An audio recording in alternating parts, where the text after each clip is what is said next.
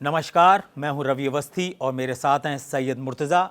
हम आपको बता दें कि युद्ध के जो तौर तरीके हैं वो अब सीधे सीधे परमाणु युद्ध के कगार पे आ चुके हैं। और ऐसा इसलिए हो रहा है क्योंकि पुतिन ने जिस तरीके से बताया है कि बुरे वैस्तनिक जो उनकी क्रूज़ मिसाइल है और परमाणु क्षमता और परमाणु इंजन से लैस है, उसने तहलका मचा के रख दिया है यूरोप से लेकर अमेरिका तक। और हैरानी की बात यह है कि जो ट्रंप 7 दिन के दौरे पर, एशियाई दौरे पर हैं, उन तक को ये बयान देना पड़ा है कि रूस याद रखे कि उनके समंदर के पास में हमारी न्यूक्लियर सबमरीन, परमाणु पनडुब्बियां तैनात हैं और वो किसी भी वक्त किसी भी बड़े हमले का जवाब देने को तैयार हैं। ये दोनों टॉप नेता जो अभी तक एक दूसरे के जिगरी दोस्त होने का दावा कर रहे थे, अब इस तरीके के बयान दे रहे हैं। मैं मुर्तजा के साथ इस पूरे घटनाक्रम पर आपको एक डिटेल खबर पूरी बताने जा रहे हैं और आपको बताने जा रहे हैं कि दुनिया कितनी तेजी से एक बड़े परमाणु युद्ध के कगार में पहुंच चुकी है। और ये कोई हंसी खेल नहीं है, ये कोई कयास नहीं है, ये कोई कहते ना कोई भ्रम नहीं है, बल्कि ज़मीन के ऊपर जो चीज़ें दिखाई दे रही हैं वो बहुत ही परेशान करने वाली हैं।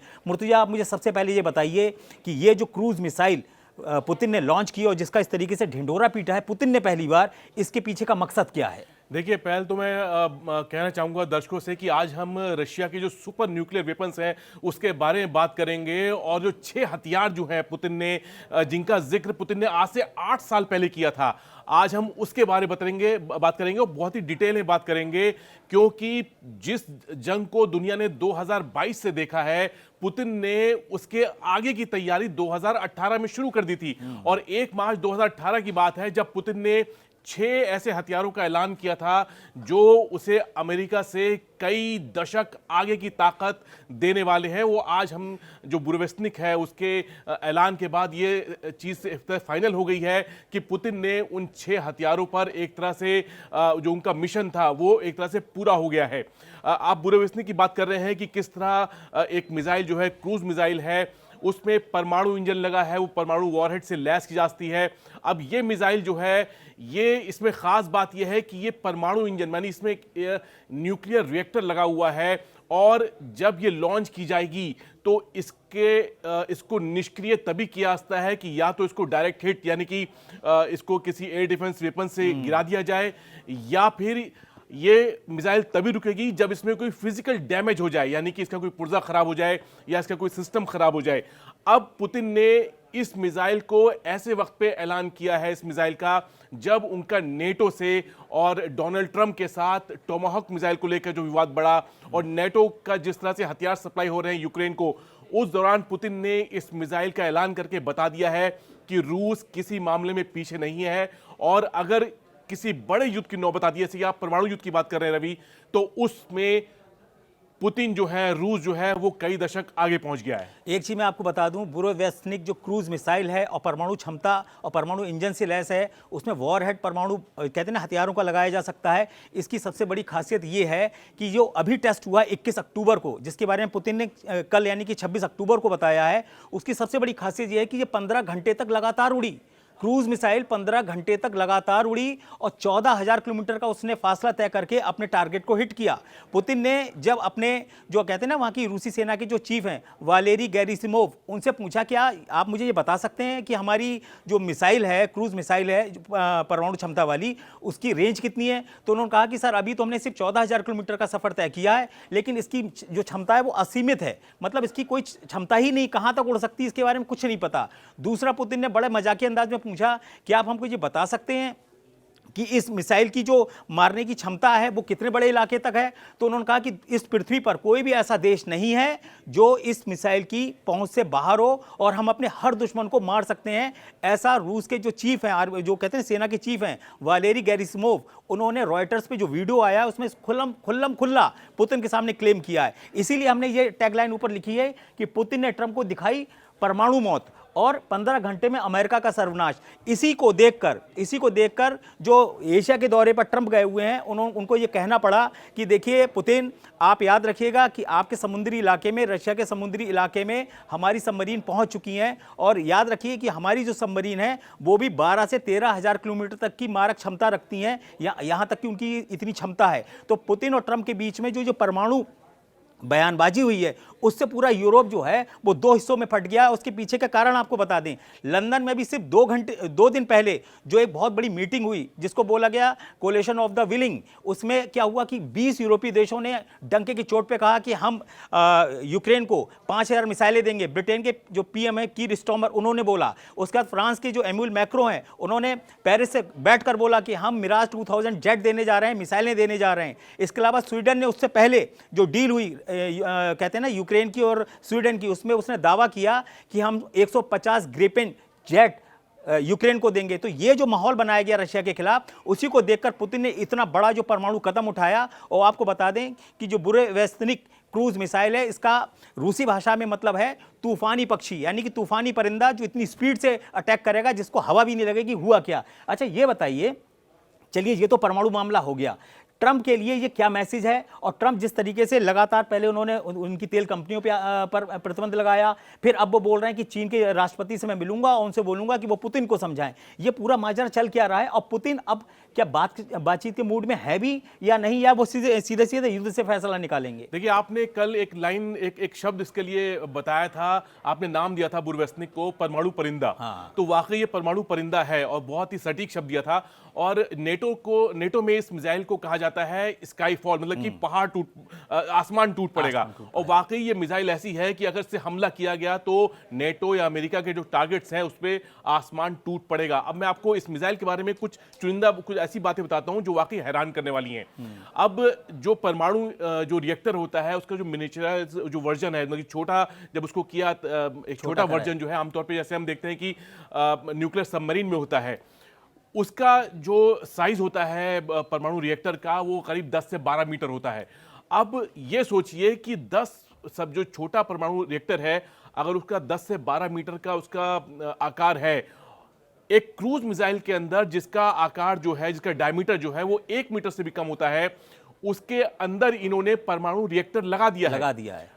तो ये हैरान करने वाली बात। और पुतिन इस बात को पहले कह चुके हैं कि जो स्मॉल रिएक्टर्स हैं उस क्षेत्र में रूस का कोई मुकाबला नहीं है, कोई देश इसका मुकाबला नहीं कर सकता रूस का।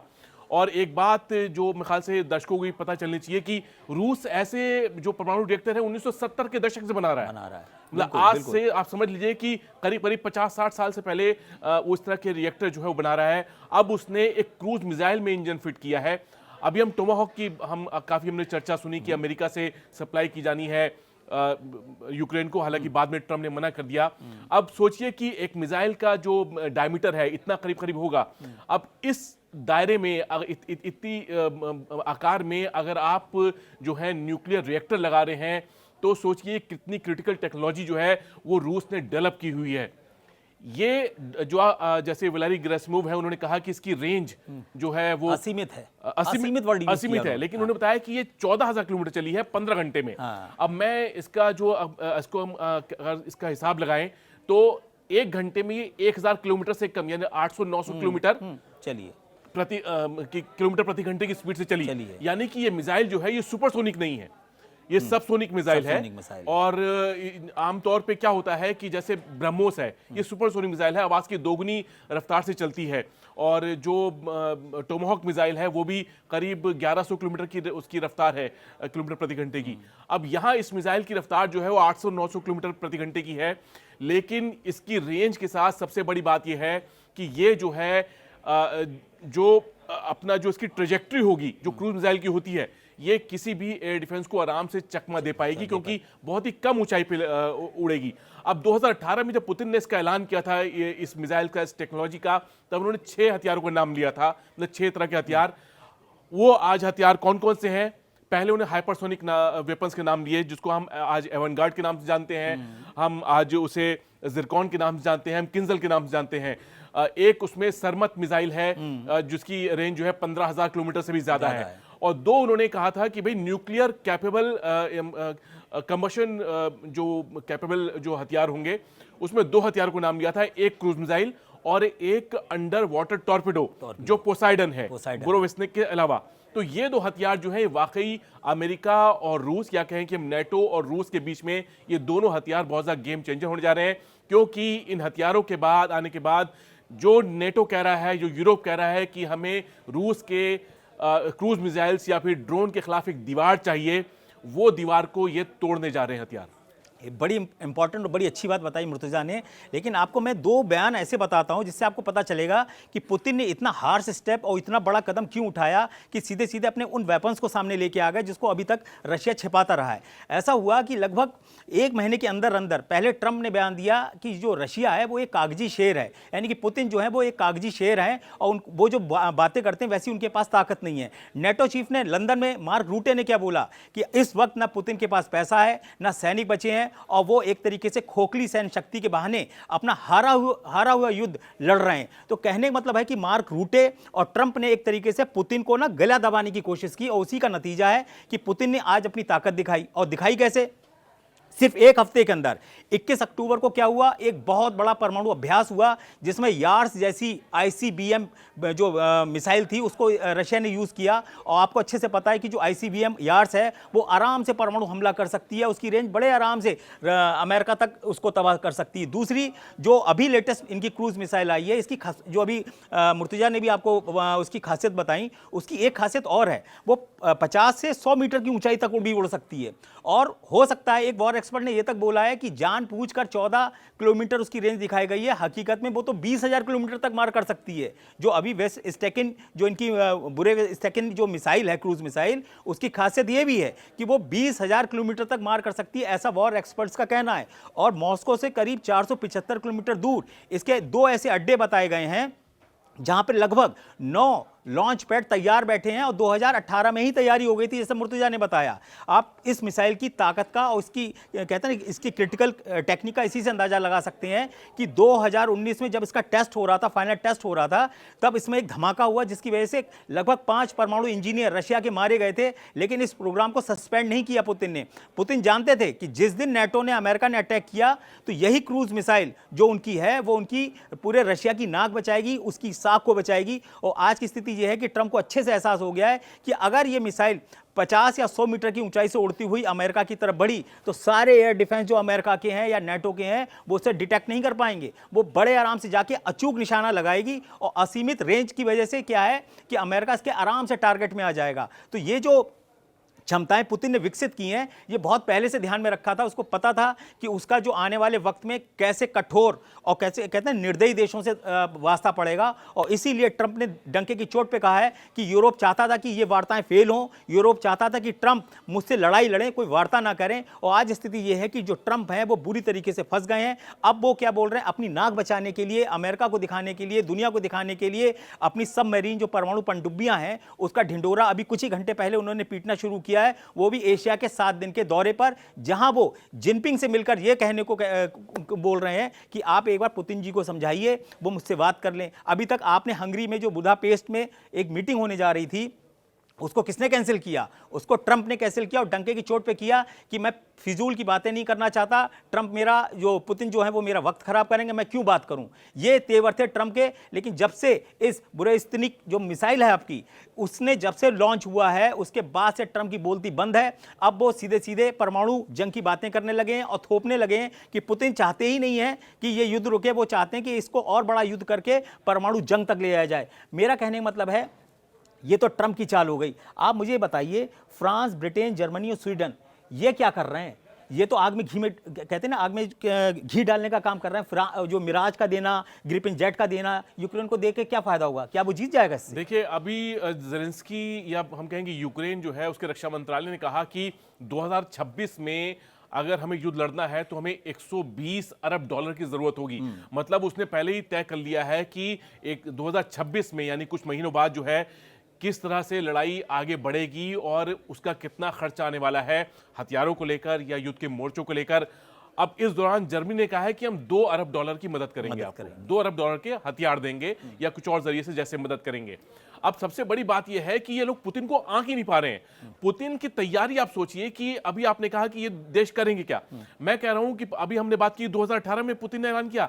पुतिन ने 2018 में ऐलान तो किया, लेकिन 2002 में जब जॉर्ज डब्ल्यू बुश थे, उन्होंने एंटी बैलिस्टिक मिसाइल ट्रीटी जब रूस के साथ उसको रद्द कर दिया गया था, उसके बाद से ही मैं कहूंगा कि रूस ने इस तरह के हथियार बनाने शुरू किए और अगले 15-16 साल में उन्होंने इन प्रोजेक्ट से बहुत तेजी से काम किया। और आज हम देख रहे हैं कि जो नेटो और रूस का जो बैलेंस है, जो 90 के दशक में जॉर्ज डब्ल्यू बुश या अमेरिका की जो सरकारें हैं उन्होंने सोचा कि रूस कमजोर हो गया है, अब ऐसा वक्त है कि हम हावी हो सकते हैं रूस के ऊपर, और उन्होंने इस तरह की ट्रीटीज को एक तरह से खत्म कर दिया। लेकिन आज यह है कि रूस जो है वो नेटो पे और अमेरिका पे बहुत ज्यादा हावी होता हुआ नजर आ रहा है। एक चीज़ मैं आपको और बता दूं, बड़ी इंपॉर्टेंट है इसमें। अब आप ये सवाल अपने दिमाग में डालिए कि चलिए भाई ठीक है, आज 41 से ज़्यादा देश जो हैं वो सीधे सीधे यूक्रेन की मदद कर रहे हैं। 5000 मिसाइलें कीर स्टॉमर जो ब्रिटेन के प्रधानमंत्री हैं उन्होंने खुल्ला बोला है मीडिया के सामने कि हम यूक्रेन को देंगे, और उसमें हर तरीके की अलग अलग तरीके की जो मिसाइलें होंगी जो यूक्रेन को बचाएंगी। अब सवाल उठता है कि हर देश यूक्रेन को ढाल बनाकर अपने वेपन्स को वहां पर डंप क्यों कर रहा है। दूसरी इंपॉर्टेंट बात है कि ट्रंप के इतने बुरे दिन आ चुके हैं कि उन्होंने खुद ही बुलडोजर चलवा दिया है अपने व्हाइट हाउस के ऊपर। अब उनको ये लग रहा है कि मैं जंग जीतूंगा, उसके बाद मैं आराम से एक आलीशान हवेली टाइप के अंदर बनवाऊंगा, वॉल रूम टाइप का, और उसमें मैं पार्टियां करूंगा, शैंपेन लाऊंगा, ये लाऊंगा, ये सब बातें वो कर रहे हैं। उनको अंदाजा ही नहीं है कि रशिया जो है वो पीछे हटने वाला नहीं है।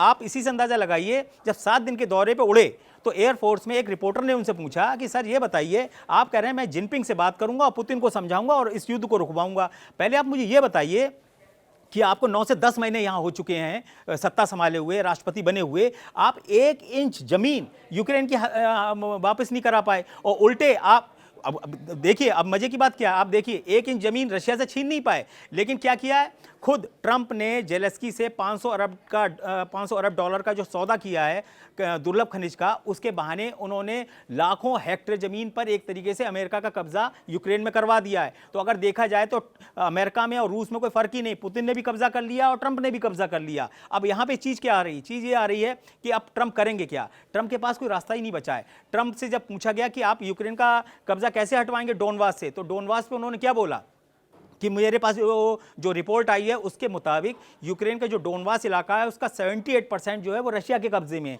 और आपको बता दें कि डोनबास जो है वो लुहांस्क और डोनेस्क दोनों को मिला दो तो उसको डोनबास का पूरा इलाका बोला जाता है, उस पर पूरी तरीके से रशिया का कब्जा है। और अगर आप ज़ेपोरिज़िया और खेरसॉन को जोड़ दो तो वो जो इलाका है वो 75% है जहां रशिया का कब्जा है। तो उस हिसाब से अगर आप देखो तो सितंबर में से लेके और इधर ही कहीं देख लो तो ट्रंप के ही कार्यकाल में 447 वर्ग किलोमीटर का इलाका रूस पहले ही कब्जा कर चुका है, और जब से ट्रंप राष्ट्रपति बने हैं और अब तक 5000 वर्ग किलोमीटर का इलाका रशिया कब्जा कर चुका है। ये मैं आपको पहले भी बता चुका हूं, और मैं आपको पूछना चाहता हूं मुर्तजा भाई कि आप ये बताइए, ये जो वेपन्स दिए जाएंगे, चाहे ग्रिपिन जेट हो, चाहे मिराज 2000 हो, चाहे ये 5000 मिसाइलें हो, इसका आने का वक्त क्या है, क्या कुछ तय हुआ है रोड मैप, या ये सिर्फ लब्बाजी है या सिर्फ पेपर वर्क है, जमीन पर तो कुछ दिख ही नहीं रहा है। देखिए F-16 का जब हमने चर्चा सुनी थी कि F-16 आएगा, तो 2004 की शुरुआत से हमने सुनना शुरू कर दिया था कि F-16 आएगा, लेकिन आया कब, 2025 में भाई, क्योंकि ट्रेनिंग में ही वक्त लगता है, नया जहाज उड़ाना है आपको। अब जितनी दुश्वारी इनको F-16 उड़ाने में आई होगी, उसमें ट्रेनिंग में हासिल करने में आई होगी, क्या वो चीज़ ये ग्रिपेन में महसूस नहीं करेंगे, क्या वो दिक्कत ये ग्रिपेन में महसूस नहीं करेंगे? वो दिक्कत ये हर वेस्टर्न जहाज में आएगी यूक्रेन के पायलट्स के लिए जो ये नहीं उड़ाते आए हैं। मतलब कि ये अभी तक जो रूस के बने हुए जहाज़ हैं, मिग-29 है, सुखोई है, जिनका जो इतिहास जो है वो सोवियत दौर का रहा है, वो जहाज़ से आराम से उड़ाते हैं। लेकिन जब F-16 है, ग्रिपेन है या बाकी मिराज या दूसरे जहाज़ हैं, वहाँ इनको बहुत ज़्यादा ट्रेनिंग की ज़रूरत है। अब आप एक बात बोल रहे थे कि जैसे आपने कहा कि ट्रंप जो हैं वो भी वही कर रहे हैं जो पुतिन कर रहे हैं। अब देखिए, आप इसमें देखिए कि ट्रंप ने बहुत ज़्यादा दबाव डाल के नेटो में कहा था कि सब देशों को 5% अपना डिफेंस बजट करना होगा, बढ़ाना होगा। अब उसमें देखिए सबका डिफेंस बजट तो बढ़ गया। अब वो जो हथियार जो खरीदे जा रहे हैं वो किसके लिए खरीदे जा रहे हैं? यूक्रेन के लिए खरीदे जा रहे हैं या रूस से डर की वजह से खरीदे जा रहे हैं? उसका फायदा किसको हो रहा है? उसका फायदा तो अमेरिका को हो रहा है। मतलब कि वो सारा पैसा जो जा रहा है वो अमेरिका से आ रहा है, क्योंकि जितने बड़े हथियार हैं उनकी सप्लाई जो है वो अमेरिका से ही हो रही है। अब एक आपने सवाल पूछा कि मिराज है या फिर ग्रिपेन है, ये जहाज जब आएंगे तो क्या फर्क पैदा होगा? अब मिराज ऐसा जहाज है जिसमें जो मल्टीरोल फाइटर है, ग्रिपेन भी एक मल्टीरोल फाइटर है, और इसमें वो मिसाइल दागी जा सकती हैं जिनका अभी फिलहाल यूक्रेन इस्तेमाल कर रहा है, स्काल्प वाली जो मिसाइल है, जो स्टॉर्म शैडो का एक फ्रेंच वर्जन है और इसकी रेंज करीब 350 से 500 किलोमीटर है। अब ये मिसाइल जो है वो ग्रिपेन से भी दागी जा सकती है, मिराज से भी दागी जा सकती है। और ये अगर जहाज आते हैं, हम 2026 की बात कर रहे हैं, तो 2026 में जब जहाज होंगे तब मैं कहूंगा कि रूस के साथ इसकी पैरिटी होगी, बराबरी होगी, ये मुकाबला कर पाएंगे। लेकिन इन छोटी छोटी चीज़ों से, छोटे छोटे डेवलपमेंट जो है कि आपने 10 जहाज दे दिए, 20 जहाज दे दिए, आपने 25-50 तोपें दे दी, उससे ये युद्ध रुकने वाला नहीं है। पुतिन तो रुकने वाले नहीं है। और पुतिन को रोकने के लिए अगर इसमें डायरेक्ट अगर अमेरिका शामिल नहीं होगा तो युद्ध नहीं रुक सकता। और ट्रंप जो है अभी तक इस युद्ध से डायरेक्टली इन्वॉल्व होने में हिचकिचा रहे हैं। आपको 2-3 बड़े अच्छे फैक्ट मैं बता दूं। देखिए, ट्रंप जो है वो अपनी टॉमहॉक देने को तैयार नहीं है, लेकिन ग्रिपेन देने के लिए यूरोप, स्वीडन तैयार हो गया। अब पांच मैं आपको बात काटना चाहूंगा बात। अब ग्रिपेन जो है उसमें ज्यादातर जो उसका जो पार्ट्स हैं वो अमेरिका के बने हुए हैं। तो आप सोचिए कि टोमाहॉक आपने मना कर दिया, लेकिन जब ग्रिपेन आएगा तो ग्रिपेन पे जो उसका रडार है या फिर उसका जो इंजन है वो तो अमेरिका से बन के आ रहा है। तब ट्रंप क्या जवाब देंगे इसके लिए? देखिए, ट्रंप का सीधा सा मकसद है, उनको अपना बिजनेस करना है। उनको युद्ध का डैडी ऐसे नहीं बोला जाता है। वो बिजनेस करने के लिए इसलिए उतावले हैं कि उनको अच्छे से पता है कि इसी युद्ध के बहाने उनकी जो इंडस्ट्री है वो बूम करेगी। आपको लेटेस्ट आंकड़े बता रहा हूं, द गार्जियन में छपे हैं, अमेरिकन मीडिया में, कि भाई जब से ये युद्ध शुरू हुआ है, अमेरिका का जो शेयर मार्केट है डिफेंस से जुड़ा हुआ, उसमें 40% की बढ़ोतरी दिखाई दी है। और दुनिया में सबसे ज्यादा शेयर मार्केट जो बूम कर रहा है डिफेंस का, वो अमेरिका में कर रहा है। तो अमेरिका को तो फायदा ही फायदा हो रहा है। तीसरी इंपॉर्टेंट ये है कि वो जो तेल का खेल चालू हुआ है और रशिया की जो 2 बड़ी कंपनियां हैं, रोज नेफ्ट और लुकोइल, इन दोनों के ऊपर जो पूरी तरीके से प्रतिबंध लगाया है अमेरिका ने, वो सिर्फ इसी वजह से लगाया है ताकि तेल के खेल को भी अपने खेमे में कर लें। इसीलिए वो बार्गेनिंग करना चाहते हैं पुतिन के साथ कि अगर तुम रशिया के 4 इलाकों, यूक्रेन के 4 इलाकों पर कब्जा चाहते हो तो फिर तेल का हिस्सा हमको दो, फिर हमको डिफेंस का हिस्सा दो। अभी उसको डर ट्रंप को यह है कि अगर मैंने अभी पैसा नहीं कमाया तो हमारा जो अमेरिका है वो बर्बाद होगा। और आपको अच्छे से पता होगा कि अमेरिका के जो आर्थिक हालात हैं वो बहुत अच्छे नहीं हैं। आप इसी से अंदाजा लगाइए कि पूरा झूठ का गुब्बार खड़ा हो गया है। यूक्रेनी मीडिया में एक खबर छपी है और यूक्रेन के नेताओं ने दावा किया है कि जो यूक्रेन की आर्मी के जो चीफ हैं, उनका नाम है सिरेस्की, अलेक्जेंडर सिरेस्की, उन्होंने जीत के झूठे दावे किए हैं, उसका डेटा दिया है और वो पकड़ा गया है। तो आप अंदाजा लगाइए कि यूक्रेन, रूस के तो आंकड़े बताता है कि हमने उनके 11 लाख सैनिक मार दिए, 12 लाख सैनिक मार दिए, लेकिन अपने खुद के नहीं बताता कि उसके सैनिक कितने मरे। आपको बताएं, 11 लाख से बड़ा आंकड़ा यूक्रेन दिखा चुका है और उसका दावा है कि 11,000 से 10,000 से ज़्यादा उसने तोपखाना बख्तरबंद उड़ा दिया है रशिया का। तो अंदाज़ा लगाइए, अगर उसके पास इतना बड़ा तोपखाना है, उसको उड़ा रहा है, उसके बाद भी उसके जो टैंक तोप हैं वो लगातार बढ़ते चले आ रहे हैं, तो क्या हाल होगा।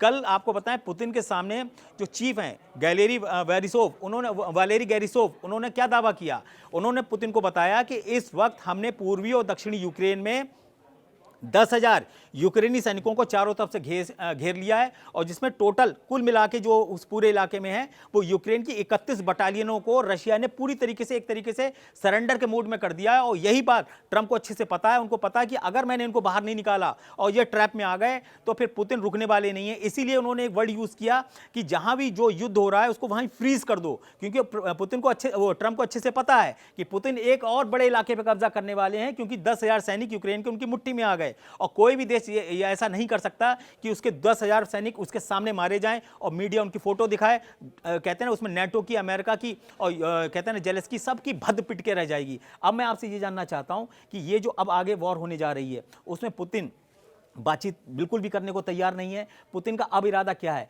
क्या वो चाहते हैं कि तुम अपने बंद पत्ते खोल दो? क्या वो चाहते हैं कि नेटो या अमेरिका में से कोई आके हमसे सीधा मुकाबला करे? क्या हमारी जो वॉर है उस तरफ जा चुकी है? देखिए, आपने ट्रंप की बात की अभी, आपने ट्रंप ने कहा कि भाई जहां हो वो फ्रीज कर दो और लौट जाओ अपने घर, यानी कि युद्ध खत्म कर दो। जो लाइन जो है, मतलब इसे आप ये कह दिए कि यूक्रेन में लाइन ऑफ कंट्रोल बन जाए। और एक तरफ रूस हो, एक दूसरी तरफ यूक्रेन हो, यानी कि रूस का जो कब्जा है वो कायम हो जाए यूक्रेन के ऊपर। अब एक तरह से ये कहने का मतलब है कि यूक्रेन जो है वो अपना इलाका सरेंडर कर दे। अब यहां पे ये है कि पुतिन जो है उनके सामने अब यूक्रेन कोई चुनौती नहीं रह गई है। पुतिन का जो अब टारगेट है या पुतिन की नजर जो है वो देश हैं जिन्होंने इस युद्ध के दौरान सबसे ज्यादा रूस को परेशान किया है। खासकर वो पोलैंड है, जहां से हथियारों की सप्लाई होती है, और आसपास के इतने बाल्टिक देश हैं, वहां पर पुतिन की नजर है। क्योंकि ये देश भी आरोप लगा रहे हैं कि रूस से अब ड्रोन जो है वो आके हमारे यहाँ घुसपैठ कर रहे हैं और बाल्टिक सागर जो है वहां पर अब इन्होंने अपने जो एयर डिफेंस सिस्टम है उसको काफी मजबूत किया है। जो एंटी ड्रोन सिस्टम है वो तैनात किए हैं। खासकर डेनमार्क जो है वो अपने गलियारे के आसपास जो समुद्री गलियारा जो है वहां पर उसने कई तरह के सिस्टम लगाए हैं, क्योंकि इस तरह के ड्रोन आने की शिकायत के बाद उसे अपने हवाई अड्डे तक बंद करने पड़े थे। यानी कि अब बात यूक्रेन से आगे बढ़ रही है और अब यूक्रेन का बॉर्डर जो है वो हम पहले भी कहते आए हैं रवि की अब पुतिन जो है अटैक जो है उनका पूर्वी यूक्रेन से ज्यादा अब पश्चिमी यूक्रेन में हो रहा है। हमने देखा है कि लवीव या फिर ओदेसा के आगे वो अटैक कर रहे हैं और कुछ उनके ड्रोन जो है वो रोमानिया या फिर पोलैंड में पहुंचे हैं। अब इसको हम कह सकते हैं कि हो सकता है गलती से पहुंचे हों, मिसगाइड होकर पहुंचे हों, लेकिन वहां पहुंचे हैं और इस युद्ध की जो चिंगारी है वो नेटो की जमीन पर पहुंच रही है। एक चीज़ मैं आपको बताऊं, इसमें 2 या 3 चीज़ें बड़ी इंपॉर्टेंट हैं। पहली बात यह है कि जो रशिया का बॉर्डर है वो बहुत सारे नेटो देशों से लगता है। लगभग 1500 किलोमीटर का ऐसा बॉर्डर है जिसमें 6 नेटो देश रशिया से अपनी बॉर्डर को शेयर करते हैं। अब दिक्कत यह है कि रशिया चाहता है कि ये जो है वो नेटो की या अमेरिका की कठपुतली ना बने, इसलिए उन्होंने बोला है कि यूक्रेन के अंदर कोई भी बाहर की सेना को हम बिल्कुल भी आने नहीं देंगे। और हम आपको बता दें कि फ्रांस जो है करीब 7000 सैनिकों को चाहता है कि यूक्रेन पहुंचे और वो एक तरीके से उसको सुरक्षा दें। वो लड़ने के लिए ना जाएं, लेकिन वो चाहता है कि एक शांति सेना की तरह वो वहां पे जाएं। लेकिन ये सब फालतू की बातें होती, कोई शांति अंति सेना नहीं होती, ना वहां कोई कबूतर उड़ा रहा है, सब मिसाइलें मार रहे हैं एक दूसरे पे दनादन। कोई रहम नहीं है, जंग के मैदान में किसी तरीके का कोई रहम नहीं रहता। तीसरी इंपॉर्टेंट चीज यहां पर यह है कि जो ट्रंप हैं, ट्रंप ने ये सोचा था कि पुतिन जो है वो उनके दबाव में आएंगे, लेकिन आपको बताएं कि जो रशिया है उसने अपने कहते हैं ना पूरे वेपन्स का एक कैनवस दिखाया है ट्रंप को और नेटो को, यूरोप को। उसने सबसे पहले क्या किया, ओदेसा के अंदर अपनी ओर्शनिक मिसाइल को दागा था। उसने दिखाया था कि ये हमारी हाइपरसोनिक जो मिसाइल है वो एलियन विमानों की तरह जाती है। अगर आप उसका फुटेज देखोगे तो आपको समझ में नहीं आएगा कि ये छोटा सा एक कहते हैं ना एक ऊर्जा का पुंज जैसा दिखाई दिया, उसके बाद मिसाइल गायब, इतनी भयंकर स्पीड उसकी। दूसरा उन्होंने वेस्तनिक जो क्रूज मिसाइल है उसको इसलिए उन्होंने बहुत अच्छे तरीके से उसकी मार्केटिंग कर दी है पुतिन ने कि भैया ये देखो ये इतने नीचे पोड़ के जाएगी कि तुम्हें समझ में नहीं आएगा कि तुम्हारे कौन से दरख्त के नीचे से निकलती हुई गई और अमेरिका में जाके वॉशिंगटन या कहीं जाके उसने बड़ा धमाका कर दिया। तो सब लोग जानते हैं कि रूस के पास, पुतिन के पास खोने को कुछ नहीं है। आपने उसके ऊपर भयंकर आर्थिक प्रतिबंध लगा रखे हैं, चाहे वो अमेरिका हो चाहे यूरोप हो। अब पुतिन के पास एक ही चाह रहा है, अगर मुझे अपना वजूद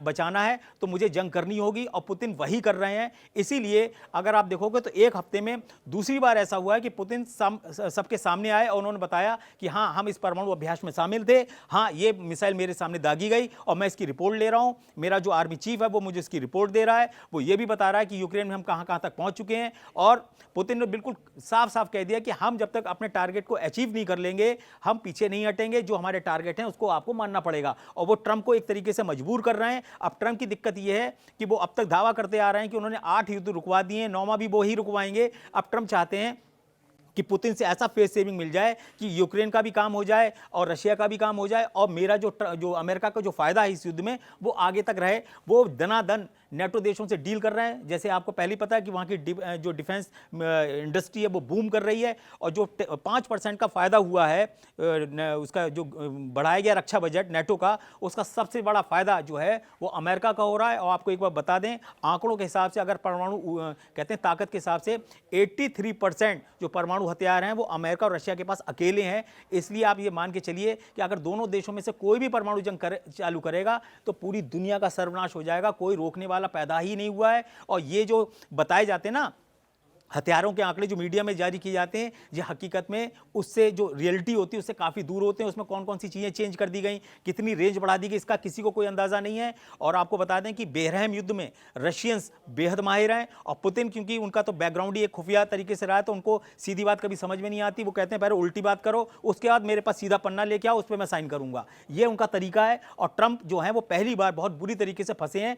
73 साल की जो पुतिन है वो लगभग 80 साल के ट्रंप के ऊपर बहुत भारी साबित हो रहे हैं। मुर्तजा, मुझे आप फाइनल कमेंट करके ये बताइए, अगले 48 से 72 घंटे के अंदर आप इस जंग को किस रूप में देख रहे हैं? पुतिन का क्या तेवर डाउन होगा या ट्रंप अपने आप को डाउन करेंगे?